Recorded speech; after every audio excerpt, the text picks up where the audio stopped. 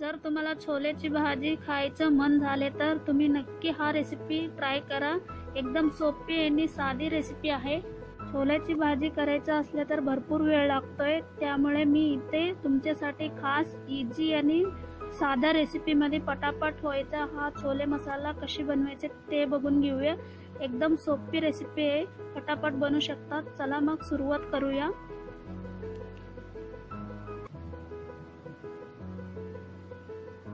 पहिला आधी आपण कढई तापून घ्यायचे, त्याच्यामध्ये 2 ते 3 चम्मच तेल टाकायचं। तेल व्यवस्थित तापले की त्याच्यामध्ये 1 चम्मच जिरा टाकायचा।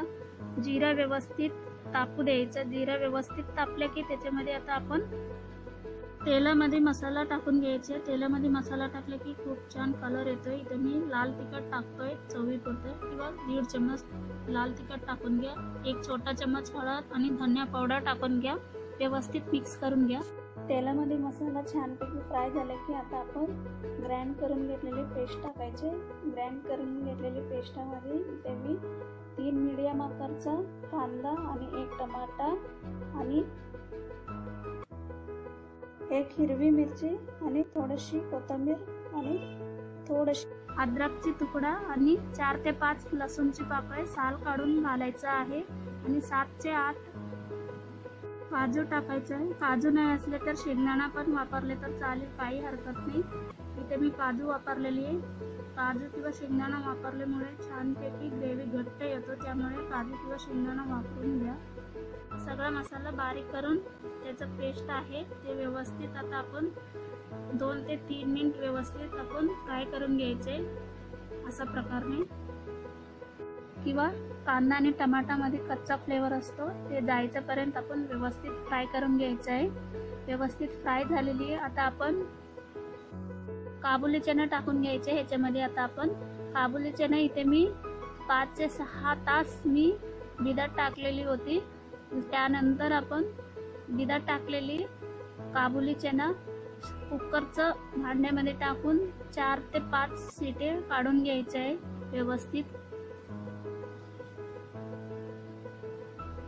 शिजलेली काबुली चणे आता मसाल्यामध्ये टाकून व्यवस्थित मिक्स करून घ्यायचे। पाणी समेत टाकायचं आहे, पाणी फेकायचं नाही। व्यवस्थित मिक्स। मीठ टाकून घ्या चवीनुसार, तुमच्या चवीपुरती मीठ टाकून घ्यायचंय। मीठ टाकल्यानंतर आता आपण लास्टला छोले मसाला टाकायचा। हा छोले मसाला मार्केटमध्ये भेटतोय आणि छोले मसाला टाकल्यानंतर व्यवस्थित मिक्स करा। पूर्ण टाकलेले छोटं पाकिट होतं म्हणून आपण झाकण ठेवून 5 मिनिट व्यवस्थित शिजून घ्यायचे। गॅस मध्यमावरती ठेवूनच आपण व्यवस्थित शिजून घ्यायचे। 5 मिनिट झाल्यानंतर आता आपण झाकण काढून घेऊया। तुम्ही बघू शकता किती छानपैकी ग्रेव्ही झालेली आहे। एकदम पातळ पण नाही, एकदम घट्ट पण नाही, व्यवस्थित झालेली आहे। आणि लास्टला आपण कोथिंबीर टाकायचे कट करून।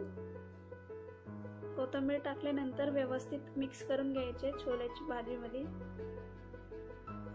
आता आपला हा छोल्याची भाजी रेडी आहे। तर बघितलं ना मंडळी, छोल्याची भाजी कशी बनवायची। एकदम साधी आणि इझी रेसिपी होती आणि पटापट व्हायचं। हा छोल्याची भाजी तुम्ही नक्की ट्राय करा। तुम्हाला हा रेसिपी आवडली असले तर प्लीज लाईक करा, शेअर करा आणि सबस्क्राईब करा।